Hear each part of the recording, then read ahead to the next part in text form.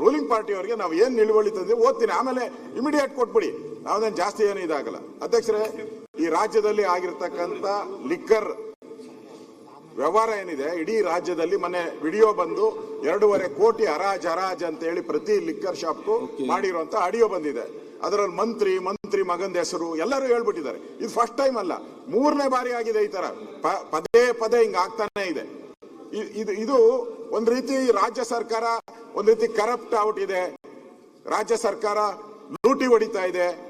ಈ ತರದೆಲ್ಲ ದೊಡ್ಡ ಒಂದು, ಯಾಕಂದ್ರೆ ಈಗಾಗಲೇ ಲೋಕಾಯುಕ್ತಕ್ಕೆ ಕಂಪ್ಲೇಂಟು ಆಗ್ಬಿಟ್ಟಿದೆ, ಮಂತ್ರಿಗಳ ಮೇಲೆ ಕಂಪ್ಲೇಂಟು ಆಗಿದೆ. ಅದಕ್ಕೆ ನಾನು ಹೇಳ್ತಾ ಇರೋದು, ಇದೇನು ಬಿರಿ ಆಡಿಯೋ ಬಂದಿದೆ ಅಂತಲ್ಲ, ಆಡಿಯೋ ಜೊತೆಗೆ ಲೋಕಾಯುಕ್ತದಲ್ಲೇ ಕಂಪ್ಲೇಂಟು ಆಗಿದೆ, ಅವ್ರ ಮೇಲೆ ಕೇಸು ದಾಖಲಾಗಿದೆ.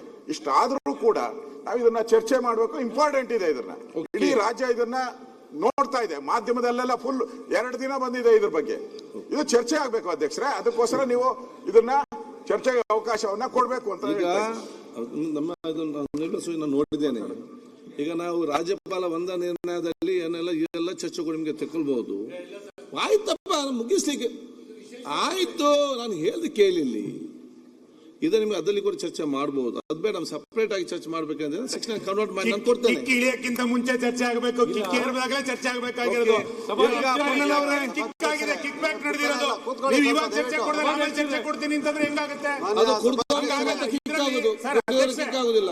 ಒಂದು ಮಂತ್ರಿ ಮಂಡಲದ ಸದಸ್ಯರ ಬಗ್ಗೆ ದೊಡ್ಡ ಪ್ರಮಾಣದಲ್ಲಿ ಭ್ರಷ್ಟಾಚಾರ ಆದಾಗ ಚರ್ಚೆ ಮಾಡ್ತೀನಿ ಅಂತಂದ್ರೆ ಸ್ಟಾರ್ಟ್ ಮಾಡಿ.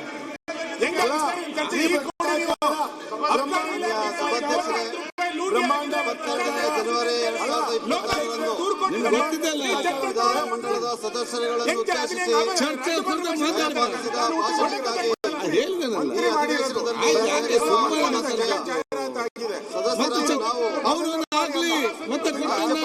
ಕೃತಜ್ಞತೆ ಪೂರ್ವಕವನ್ನು ಸಮರ್ಪಿಸಲು ಮಂಡಿಸಿ ಅನುಮೋದನದ ನಂತರ ಭ್ರಷ್ಟ ಸಚಿವರು ರಾಜೀನಾಮೆ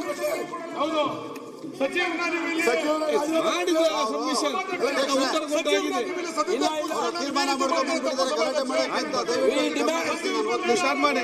ಸಚಿವರ ರಾಜೀನಾಮೆ ಅವ್ರು ರಾಜೀನಾಮೆ ತಗೊಳ್ಳಿ, ಸದನ ನಡೆಸಿ.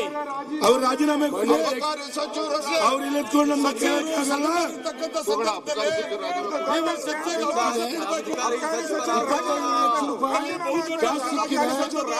ಅರೆಸ್ಟ್ ಆಗಿದ್ದಾರೆ.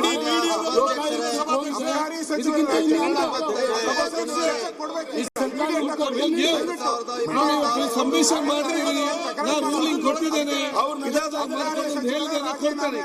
ಮಾತಾಡಿ. ಇದು ದೊಡ್ಡ ಸ್ಕ್ಯಾಂಡಲ್, ಒಂದು 4,000 ಕೋಟಿ ನೀವು ಸಭಾಧ್ಯಕ್ಷರೇ ನೋಡಿ, ಇಲ್ಲಿ ಇಡೀ ರಾಜ್ಯದಲ್ಲಿ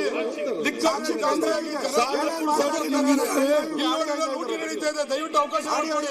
ಪೆನ್ ಡ್ರೈವ್ ಇದೆ ಇದರಲ್ಲಿ.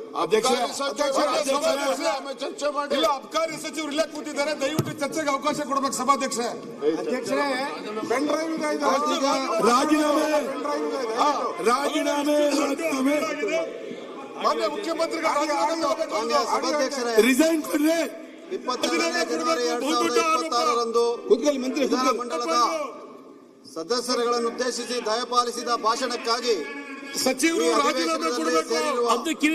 ವಿಧಾನಸಭೆಯ ಸದಸ್ಯರಾದ ಭ್ರಷ್ಟಾಚಾರ ನಡೆದಿದೆ. ರಾಜ್ಯಪಾಲರಿಗೆ ಕೃತಜ್ಞತಾ ಪೂರ್ವಕವಾದ ವಂದನೆಗಳನ್ನು ಸಮರ್ಪಿಸಲು ಅಪ್ಪಣೆ ಕೋರುತ್ತೇವೆ ಎಂಬ ಪ್ರಸ್ತಾವವನ್ನು ಸೂಚಿಸುತ್ತೇನೆ.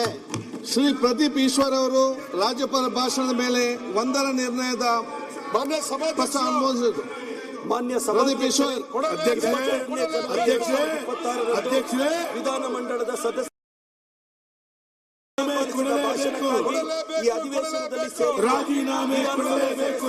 ನಾವು ರಾಜ್ಯಪಾಲರಿಗೆ ಕೃತಜ್ಞತಾ ವಂದನೆಗಳನ್ನು ಸಮರ್ಪಿಸಲು ಅಪ್ಪಣೆ ಕೊಡುತ್ತೇವೆ. ರಾಜೀನಾಮೆ ಕೊಡಲೇಬೇಕು. ಮಾನ್ಯ ಮುಖ್ಯಮಂತ್ರಿಗಳ ಅನುಮೋದಿಸುತ್ತೇವೆ. ಕೊಡಲೇಬೇಕು. ರಾಜೀನಾಮೆ ಕೊಡಲೇಬೇಕು. ಚರ್ಚೆ ಪ್ರಾರಂಭಿಸುವುದು. ಮಾನ್ಯ ಮುಖ್ಯಮಂತ್ರಿಗಳ ರಾಜೀನಾಮೆ ಪಡೆದುಕೊಳ್ಳಲೇಬೇಕು. ರಾಜೀನಾಮೆ ಕೊಡಲೇಬೇಕು.